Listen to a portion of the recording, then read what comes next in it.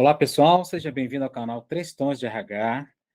A gente hoje está dando continuidade à nossa série Empreendedorismo e convidamos uma pessoa muito especial para falar um pouco da carreira dela, que é a Laura Salles, da Pluri BR. Antes de dar continuidade, eu gostaria que você assinasse, né, se inscrevesse no nosso canal, né, e acessasse as nossas mídias, como Facebook, Spotify, Deezer, LinkedIn. Bom, a Laura é uma pessoa que é especializada em diversidade e inclusão, formada pela Cornell University, tem grande experiência em liderança, recrutamento, seleção e operações, e é fundadora e CEO da Pluri BR, que é uma edtech de diversidade, equidade e inclusão, né? Laura, seja bem-vinda, obrigado pela tua presença. Obrigado, Estou aqui Laura. com o Sérgio Nogueira e a Valéria, e a gente vai começar a nossa conversa. Tá? Bom, obrigada a vocês. Prazerzaço estar aqui. Legal. Bom, eu queria primeiro que você me contasse, né, o início, como é que foi o início dessa tua jornada até agora, né? Uma pergunta muito ampla, mas fala um pouquinho, né? Se apresenta, continua a apresentação também, que eu acho importante. Bom, gente, obrigada de novo. Um prazer estar com vocês, tendo aí a oportunidade de falar um pouquinho da minha carreira e esperando aí que algumas pessoas se identifiquem com o meu momento aí, com essa parte empreendedora. Bom, basicamente eu sou formada em uma outra área, sou formada em hotelaria. Eu fiz faculdade fora, depois de me formar fui contratada por uma multinacional e nessa multinacional ganhei aí a paixão pela atração e seleção de talentos. Então, acabei, né, criando aí o rumo de ir mais para a área de atração e seleção, e nessas andanças aí, trabalhando nessa multinacional por quase 8 anos, eu me dei conta que o mercado tinha um problema gigantesco, que era o perfil que era contratado para trabalhar em grandes empresas. Então, por mais que existisse já essa multinacional que eu trabalhei era americana, então há 5 anos atrás, a gente começava a falar de diversidade e a gente pensava em vagas afirmativas, que é algo que hoje no Brasil a gente fala bastante, né? Mas começamos a falar disso e vimos que só trazer o talento, que era o que vinha acontecendo em algumas redes, em algumas empresas, não era suficiente. Faltava o outro passo, faltava a inclusão. E, enfim, tive uma situação pessoal também que me fez repensar muita coisa. Então, além de trabalhar nessa área, além de trabalhar com abertura de novas unidades de negócio, eu fui agredida fisicamente no ambiente de trabalho. Então, isso foi algo que me fez voltar um pouco e repensar. Tem muita coisa que a gente precisa mudar nesse ambiente. Foi aí que eu fui estudar na Cornell. Nesse momento, eu decidi que, adoro o que eu faço, mas muita coisa tem que mudar nesse ambiente. Fui estudar, fui me especializar e me dei conta que o Brasil, eu morava fora nesse momento, me dei conta que o Brasil também vivia uma situação pior ainda do que se vivia fora, com relação à inclusão de grupos minorizados. E aí, estudando, eu comecei a fazer conexões, buscar pessoas que já trabalhavam aí com alguns pilares de diversidade e decidi que era hora de trazer um produto para o mercado, trazer uma empresa que realmente fizesse essa mudança de chave, que não falasse só do primeiro passo, mas que preparasse os ambientes para uma cultura mais inclusiva. E aí, estou aqui. A Pluri nasceu faz pouco tempo, nasceu em novembro do ano passado, consegui aí tirar do papel e passar pela síndrome da impostora que a gente passa também, né?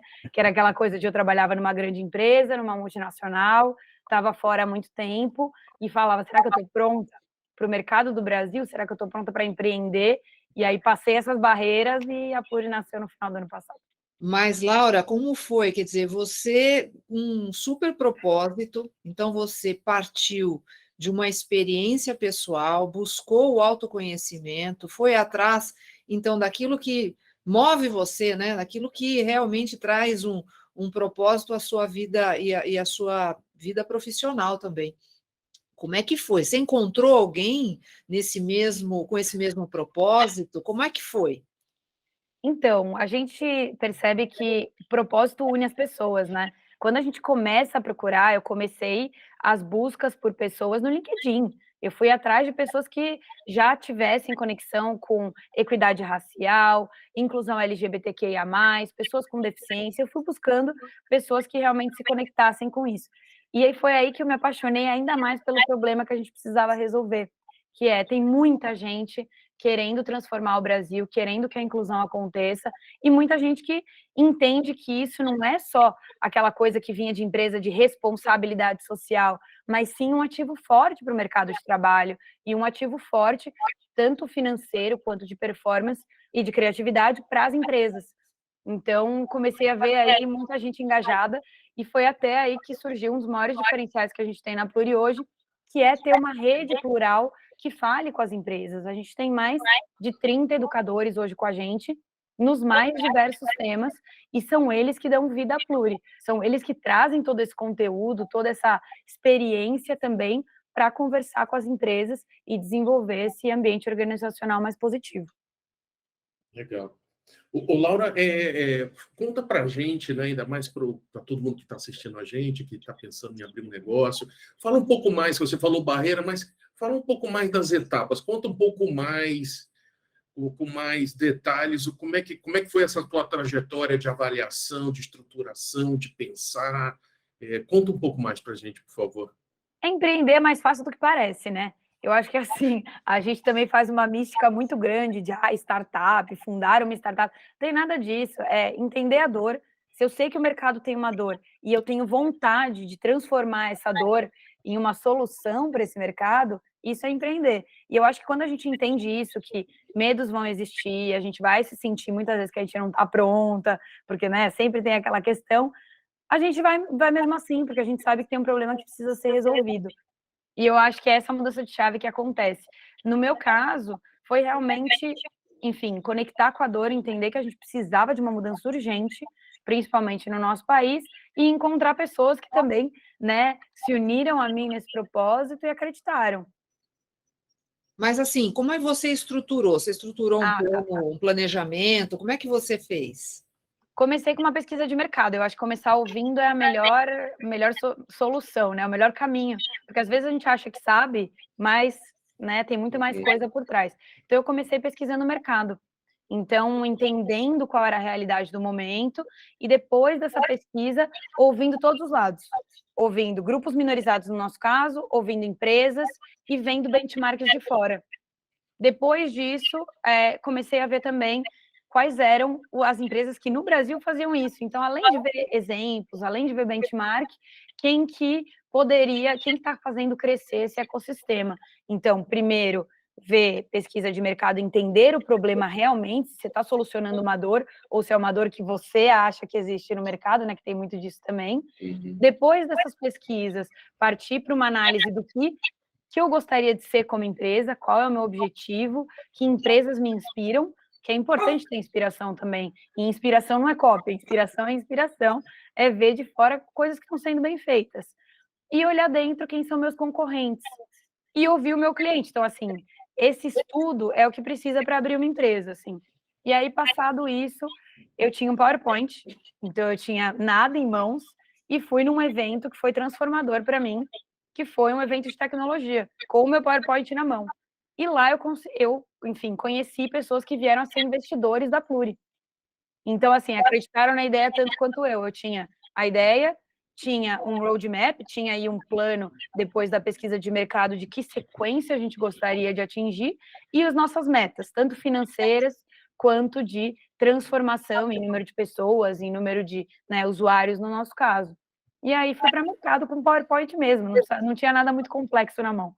Laura, me chamou muita atenção quando você falou, né, que decidiu, né, sair do Brasil, foi estudar, né, e quando a gente olha hoje o foco da Pluri, né, é um foco em educação e tem uma proposta de valor muito interessante, né, que ela foca no país, né, no Brasil, né? Assim, quando a gente vai para fora, né, tem a oportunidade de ficar lá, né? Até porque quando a gente olha o tema diversidade, ele também é bem trabalhado, né, no exterior, né? A gente percebe que existem, sim, muitas restrições, né, em vários países em relação a essa questão, né? Mas eu queria entender exatamente como é que você conseguiu formar, né, essa ideia de voltar para o país, né, voltar para o Brasil. Eu vi que você citou aí que o Brasil ele tem, né, uma necessidade, né? Mas como é que você formou isso na sua cabeça ao longo, né, do processo que você estava estudando, que você estava se especializando? Olha, A construção Roberto, dessa proposta, como é que foi isso? então, eu acho que assim, quando a gente fala na nossa área, né, diversidade e inclusão fora do Brasil, parece que a gente está olhando uma fatia do bolo um pouco menor. Então, assim, como é que a gente vê países da Europa falando de diversidade e inclusão, de temas inclusive raciais, e não tem uma representatividade como tem o Brasil? Então, assim, eu comecei a olhar, empresas americanas estavam muito mais à frente que nós.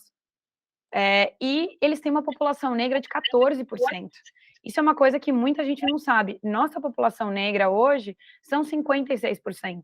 E olha como está a proatividade das empresas, como está o movimento dos Estados Unidos em relação às questões raciais. E esse é só um dos exemplos. Então eu olhava isso fora e falava, gente, como é que existe esse movimento internacional de falar de inclusão efetivamente, quando o Brasil, para mim, né, e acredito que para todos nós, em números também, é o país da diversidade. O movimento da diversidade e inclusão deveria ter começado aqui, e não fora. E não fora onde a gente, sim, fala de temas muito importantes, a gente fala de refugiados, a gente fala de imigrantes, a gente fala de neurodiversidade, mas um país como o nosso devia ter começado esse movimento. E foi pensando assim que eu voltei. Assim, eu poderia ter pensado na Pluri morando fora, e até para mim, naquele momento, teria sido mais fácil, porque eu já trabalhava lá, já tinha conexões, já tinha networking de fora, mas eu não acredito que a gente teria tanto impacto como a gente pode ter no Brasil, em um país que precisa falar sobre isso. Laura, e esse movimento todo de ESG, né? Que para a gente, assim, eu acho que a gente está começando, né? A gente está falando, tem muita coisa, né? Tá dando, você consegue encaixar bem, né? Como é que você está fazendo essa conexão do ESG com a proposta da Pluri? Te ajuda ou não? Como é que funciona? Super, eu acho que assim, o ESG ele traz uma visão de negócio para esses 3 pilares que são essenciais. Então, a gente está falando de sustentabilidade, de social, de governança, e eles 3 andam muito bem juntos. Então, não tem como falar de diversidade e inclusão sem falar de governança. Você não consegue falar de ter uma mudança para uma inclusão sem falar de transparência, né? De compliance, que são a base ali da governança. Você não consegue falar de mudanças de sustentabilidade sem falar de impacto social. Porque quando você fala de sustentabilidade também, você fala de populações indígenas, você fala de impacto. Então, assim, esses 3 estão muito ligados. Então, quando a gente apresenta a Pluri, a gente também fala de outros temas de ESG. Então, assim, não dá para separá-los. Então, essa sigla, ela primeiro nos ajuda a trazer isso para o mundo empresarial, dizendo: oi, se vocês não olhavam para isso, isso é essencial para a sua escalabilidade, para a sua conexão com seus clientes, para a sua conexão com os seus parceiros. E um puxa o outro. É isso, eu acho que tentar separá-los é uma grande falácia, na verdade. Laura, e qual que é a proposta de valor da Pluri exatamente para as organizações? Bom, a Pluri, ela traz o que as organizações precisam para chegar nesse ESG evolutivo, digamos assim. Então, a gente traz desde indicadores, a gente trabalha com uma primeira análise de indicadores que chama raio-x de diversidade, e nesse raio-x a gente vai diagnosticar para a empresa como ela está a nível de representatividade, em todos os níveis da hierarquia, como ela está a nível de maturidade dos temas. Então, os líderes estão engajados, como é que estão as ações de diversidade efetivamente, e como está o senso de pertencimento dos colaboradores. E aí, esses 3 pilares ajudam a empresa a entender quão saudável ela está, digamos assim, nesses parâmetros de diversidade e inclusão. E a gente avalia basicamente 5 fatores principais, né, que são os mais latentes hoje no Brasil, que são gênero, raça e etnia, LGBTQIA+, gerações e pessoas com deficiência. E aí a gente dá esse mapeamento completo para a empresa. Depois disso, a gente parte para uma parte mais educacional. Então, identificamos o seu problema. Na escala de 0 a 5, como é que você está nesses 3 parâmetros de representatividade, maturidade e senso de pertencimento? E, a partir daí, a gente desenvolve trilhas personalizadas de educação.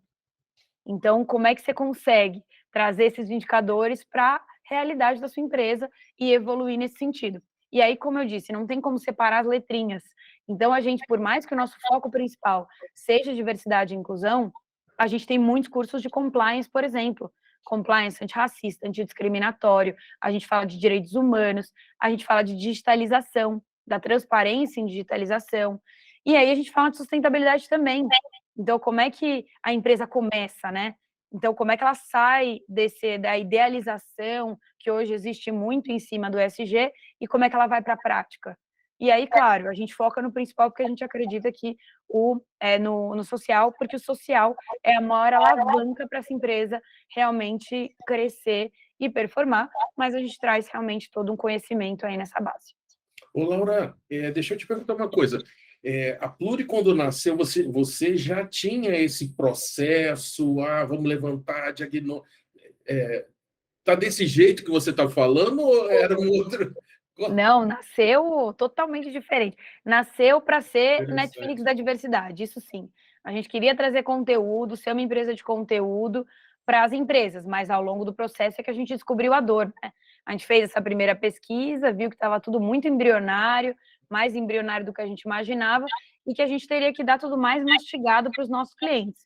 E ao longo do tempo, né, conforme iam chegando clientes novos, a gente se deu conta de que muita coisa tinha que ser recalculada. Então, assim, a gente, por exemplo, identificou que as empresas hoje têm um problema gigante de comunicação interna para as ações de ESG. Então, assim, esse problema gerava outros problemas, que as ações não iam para frente, as métricas não conseguiam chegar a conclusões, e isso a gente só descobriu colocando a mão na massa mesmo. Então, por isso que eu falei, quando começou era um PowerPoint, mas ao longo do processo, esse caminho não é linear, né? Se comparar o PowerPoint com o que está agora, está bem diferente. Totalmente, totalmente. Assim, a gente achava que a gente tinha um mercado bem menor do que a gente tem realmente, efetivamente. A gente achava que o nosso foco eram só startups, empresas de tecnologia com alta escalabilidade e que as outras empresas já teriam uma super maturidade no tema. E aí, não. Então, realmente é ouvir, né? Quando você ouve para quem você está vendendo, quando você ouve seus parceiros, quando você ouve seus colaboradores, ouvir é o que faz essa mudança acontecer. E é isso que tem feito a gente recalcular várias vezes a rota, mas em frente. Um recado importante, né? Um recado super importante. Deixa eu te perguntar uma coisa, Laura. Até em termos assim, de jornada, né, sua e que culmina hoje na Pluri, né? Quando a gente inicia algum negócio, uma startup, né? Tem um desafio enorme de você conseguir pessoas que pensem da mesma maneira, que vão trabalhar na empresa, colaboradores. O ambiente, ele às vezes não é tão favorável, às vezes ele é até hostil, né? Porque existem certas resistências, né? Como é que está isso? Como é que foi isso, né, para chegar até hoje na Pluri, né? Essa montagem dessa rede de apoio, dessa rede de pessoas que estão contribuindo aí para o propósito da Pluri e seu, claro. Então, eu acredito muito nessa união por propósito, e eu acho que às vezes a gente tem que sair da nossa bolha para procurar pessoas que conectem realmente com a gente. Um dos maiores erros que eu vejo hoje na formação de startup e de empresa é procurar pessoas que a gente já conhece, né? Então, vou contratar a pessoa que trabalhou comigo em tal empresa. É uma pessoa ótima, eu adoro. Mas nem sempre o se dar bem é o que vai trazer valor para o negócio. Então, a gente precisa procurar novas maneiras de encontrar esse perfil de pessoa que pensa com o mesmo propósito, mas de maneira diferente muitas vezes. E isso é muito positivo, né? Porque agrega.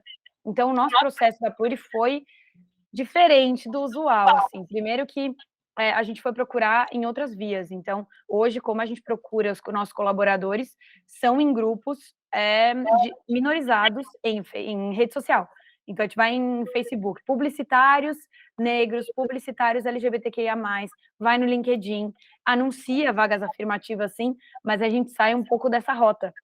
Até para o G10 a gente já perguntou, gente, e aí, tem algum empreendedor, tem gente querendo ir para a área de tecnologia? Então, assim, buscar redes que possam indicar pessoas que queiram solucionar o problema do seu negócio.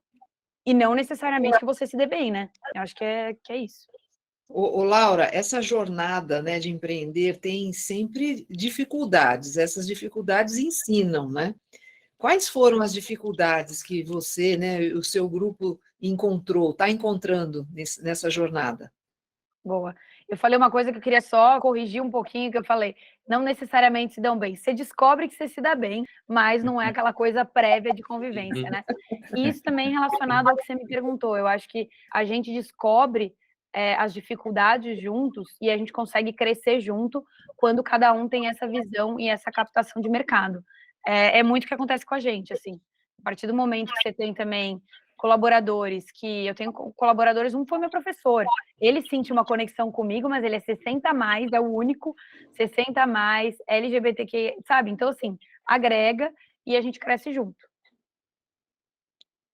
Mas Eu ter entendo mais sua pergunta, percalço, Valéria. assim, Não, né? desculpa, só insistindo um pouco. Que outros, vamos usar um termo assim, perrengue, né? Tá. Perrengue Vai. que você enfrentou. Eu acho que quando a gente fala de startup, né, o primeiro perrengue já é captar investimento. E aí, captar investimento para HR Tech não é fácil, porque já existem muitas no mercado. Então, todo mundo está procurando aí o diamante lapidado. Não necessariamente querem lapidar no processo. Então, esse é um ponto. Outro ponto que é um perrengue, sim, é quando você faz uma empresa de propósito, você também tem muitas vezes que educar o público, né? Você tem muitas vezes que conversar, tem que trazer ali um pouco do que também pode ser melhorado. E eu acho que os perrengues normais é a incerteza, é a instabilidade, né? Que todo mundo tem em qualquer área. Que é, você começa, você tem sim um caixa, você tem um fluxo, você tem um planejamento, mas tudo muda muito, muito rápido. Se essa equipe não estiver alinhada para superar esses perrengues, é aí que é o perrengue maior, né? Então, o maior perrengue, eu acho, é realmente o desalinhamento. Os outros perrengues são o dia a dia. Então, é realmente esse constante ouvir, recalcular, tropeçar e levantar, assim, é isso. E são vários. E aí eu acho que também um outro perrengue que vale citar, que nesse ano é muito importante, é instabilidade financeira. E a gente aprender a lidar com a instabilidade financeira, e é algo que eu estou lidando aí a duras penas também, que é, uma empresa grande, uma multinacional, você olha a caixa, fluxo de caixa, 1 ano e meio, tá tranquilo, os investidores são constantes. E numa empresa nova, isso não existe, você não tem um caixa de 1 ano e meio garantido.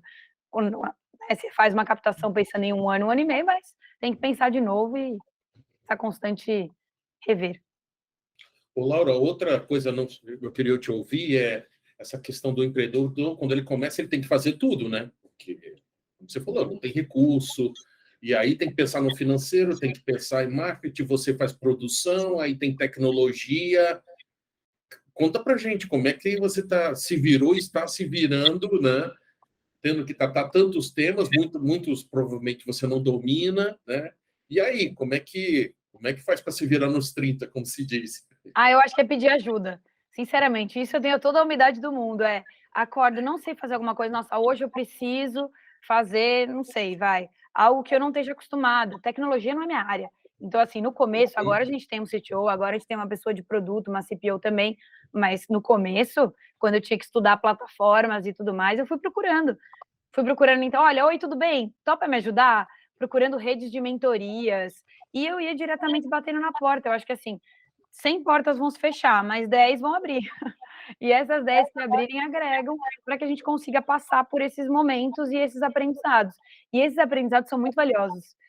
Das duas coisas mais valiosas que eu acho que a gente aprende empreendendo é se conectar com pessoas. Então, as pessoas que a gente conhece são maravilhosas.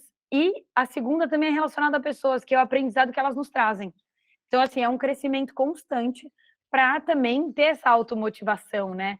Porque, às vezes, né, quando a gente começa a empreender, a gente fala, nossa, eu vou resolver o macro da questão.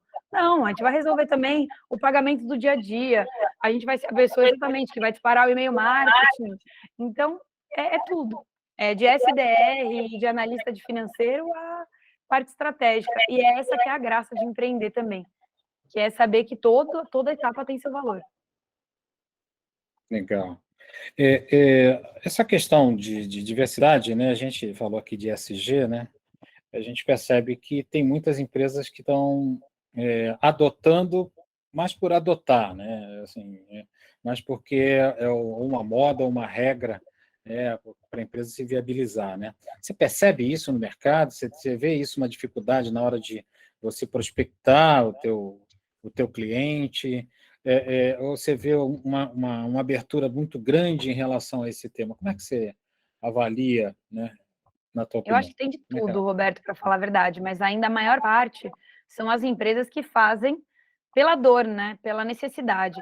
E eu não acho isso necessariamente ruim, porque essas empresas que fazem pela dor, elas não fariam pelo amor se fosse algo totalmente voluntário.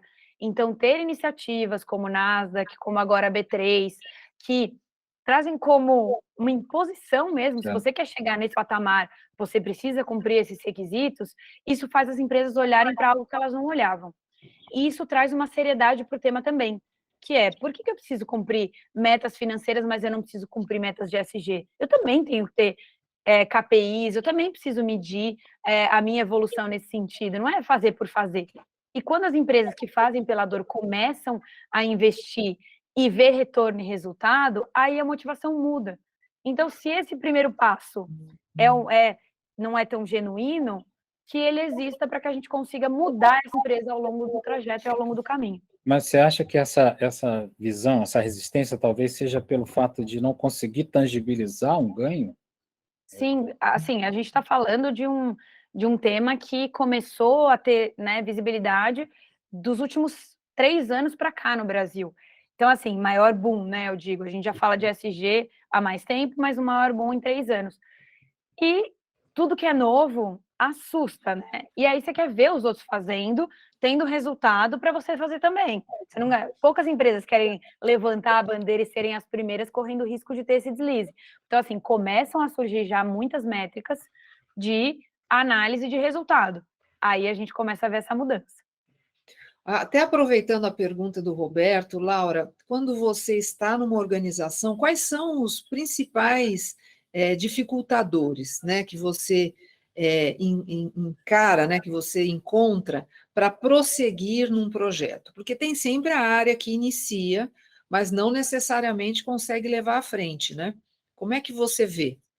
Eu acho que tem Como é que você trata os dificultadores? Acho que essa é até mais interessante. Eu acho que tem um maior aspecto aí. Eu quero trazer um porque ele realmente é ou o que impulsiona ou o que barra totalmente. E é até um lugar comum, porque muita gente diz isso, mas é a realidade. Em temas de ESG, se a liderança não estiver engajada, o projeto não vai para frente, não adianta. Então, assim, eu já várias vezes eu falei com gerentes, coordenadores de RH, de diversidade e inclusão mesmo, super engajados com o tema, quero trazer, vamos fazer, vamos... E aí chega um ponto que não tem evolução. Então, o que a gente fez para isso é exatamente criar os nossos relatórios mensais de quantificação de métricas para mostrar para a liderança. Olha, isso realmente ajuda, temos cases para te trazer, temos números para te trazer e estar onde os CEOs estão. Isso foi uma coisa que eu descobri agora há pouco, a duras penas, que eu sou meio, como diz meu time, até low profile. Eu não sou aquela pessoa que vai ser líder de empresa e que quer ser influenciadora. Que hoje você faz dancinha de TikTok, isso é né, não, tem que estar no TikTok, tem que ir no... Eu tenho dificuldade de ser essa pessoa, mas eu descobri que eu preciso falar com quem efetivamente vai aprovar, vai assinar um projeto de ESG, um projeto de diversidade e inclusão, que é o CEO e são os C-Levels. Então, eu comecei a participar de eventos, comecei a ir atrás dessas pessoas, para tentar mudar a cabeça delas, para que a vontade do gerente, do coordenador, seja efetiva e a gente consiga entrar na empresa. Laura, o que a gente também está falando aí é de mudança cultural e evolução cultural, depende da abordagem que cada um queira ter, né, com a visão de cada um. Como é que isso é importante, isso de alguma forma sincera no teu negócio? Você pede para a empresa mostrar o projeto dela de cultura, de engajamento, para você ver se tem espaço? Como é que é um pouco... Você tenta pegar carona nisso também? Como é que isso é importante? Conta um pouco para a gente aí, como negócio, né? Como é que você encaixa o seu negócio nesse contexto? Então, a gente ouve também, claro que é super importante ouvir, saber as métricas de RH e de toda a parte de cultura interna, mas ninguém vende o que está errado, né? As pessoas só vão te dizer o que são flores. Então, por isso que a gente criou o diagnóstico, que é a gente ouve, a gente entende a cultura da empresa que a gente está entrando, barreiras e a parte, né, bonita, mas a gente foi percebendo só aquilo não basta, porque, né, a gente vende o nosso melhor, ninguém vende o que tem de mais difícil. Então, por isso o diagnóstico. A gente faz essa análise. Então, como é que está a sua cultura? Ela está forte, ela está média ou ela precisa ser melhorada? Então, essa conversa é uma base, mas eu acho importante a gente desenvolver o entender realmente. Muito bom. Laura, deixa eu Laura, fazer uma pergunta. Em relação ao aprendizado, né? O que você falaria para as pessoas que estão hoje, né, com essa intenção de empreender, né, empreender de repente, em temas que não são simples, são complexos, né, e até são difíceis de serem lidos pelos futuros clientes, pelas organizações, como uma coisa de valor imediato, né, já que o mundo pensa muito no imediato, né? O que você falaria, né, com base em toda essa tua experiência de lá, né, quando você iniciou até aqui? Olha, eu falaria primeiro, acredita, né? Se você sabe que essa é uma dor e que essa é uma dor que tem que ser resolvida e que tem mercado, e o mercado não é nossa família, nossos amigos, o mercado é mercado mesmo, vai em frente. E esse vai em frente busque uma rede de apoio. Uma rede de apoio de pessoas que também têm esse ideal, porque essas pessoas existem. Elas podem não estar perto, mas elas existem. Então, eu acho que é acreditar e ir atrás de se conectar. Quem acredita que vai conseguir passar por esse processo sozinho, ou, né, eu vou conseguir empreender e só pesquisa me ajuda, não. Essa rede de apoio ela é muito importante. Eu acho que ela é importante para todos os empreendedores, né? Principalmente numa fase inicial, que tem mais tropeço do que o levantar. Tem muito tropeço, tem que estar ali todo dia. Mas na nossa área isso é realmente essencial, porque até porque as pessoas trazem outras visões e te ajudam realmente a ter essa força. Ô, Laura, e quais são os desafios do futuro da empreendedora Laura? Eu acho que o desafio do futuro é realmente entender como chegar no coração desses líderes, CEOs e C-levels. Eu acho que essa é a maior questão, porque como a gente falou, tem muita questão da dor, tem muita questão de métrica, tem muito tudo isso, e eu entendo que no mundo capitalista isso seja necessário, mas a gente precisa dosar. Então, como é que a gente traz essa dosagem de um pouco de humanidade para as lideranças que estão aí hoje? Quando eu encontro um líder, um CEO que fala sobre questões de impacto, sabe, acreditando realmente no impacto, é outra coisa. E aí você olha para a empresa e fala, realmente, algumas passam por essas dores ainda e nem sentem que são dores. Então, os desafios eu acho que são esses, é trazer um pouco de humanidade para esse meio, desde a parte dos clientes que a gente convive, a captação de investimento e a todo o processo, e eu acho que também contribuir para que tenha mais representatividade no meio que eu estou. Por mais que não seja um objetivo da Pluri, me entristece ver que menos de 10% das startups, acho que está em 6% só, são fundadas por mulheres, tem mulheres na fundação. Então, assim, no ano passado, só 2% do valor captado por Venture Capital foi por mulher. Então, assim, independente da atuação da Pluri, isso me dói, entendeu? Então, como é que a gente vai fazer para mudar isso? Como é que a gente traz mais mulheres? Como é que a gente traz mais mulheres negras, que ainda estão mais invisibilizadas? Como é que a gente traz mais mulheres LGBT para que isso evolua? Então, acho que esses são meus maiores desafios, vai. Eu quero aqui agradecer a Laura, né, pelo tempo e pela conversa tão legal, né, a respeito desse tema, da carreira dela. Né? Você fica convidada, Laura, para mais temas, né, já que não dá para esgotar, né, em 40, 50 minutos, né, esse tema diversidade, inclusão e equidade. Tá? Agradeço aqui ao Sérgio, a Valéria, pela participação, e você que está ouvindo a gente, que viu a gente, se inscreva no nosso canal, né, e coloque algumas questões, algumas perguntas que a gente pode falar a respeito desse tema, diversidade e inclusão, que é tão importante hoje para o Brasil e para o mundo, né? E a gente tem uma parte, né, a fazer, né, um papel a cumprir, né, em relação a isso. Obrigado, gente. Até a próxima. Obrigado, gente. Obrigado, Laura. Obrigada. Valeu. Obrigada, Laura.